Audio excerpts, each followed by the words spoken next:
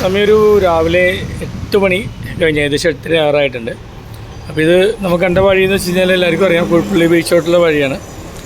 അപ്പോൾ വൃശ്ചിക മാസം ആയതുകൊണ്ട് പലയിടത്തോട്ടും വെള്ളം വേലിയേറ്റുള്ള സമയത്ത് വെള്ളം കയറുന്നുണ്ട്.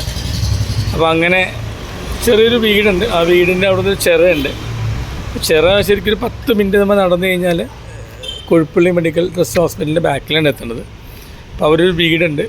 അപ്പോൾ ആ വീട് ഈ വൃശ്ചിക മാസത്തിലെ വെള്ളത്തിൽ കംപ്ലീറ്റ്ലി വീട് ചുറ്റുവട്ടം കംപ്ലീറ്റ് കവേർഡായിട്ട് കിടക്കുകയാണ്. അപ്പോൾ എല്ലാ വൃശ്ചിക മാസവും ഇവിടെ ഇങ്ങനെയാണെന്നാണ് നാട്ടുകാർ പറയണത്.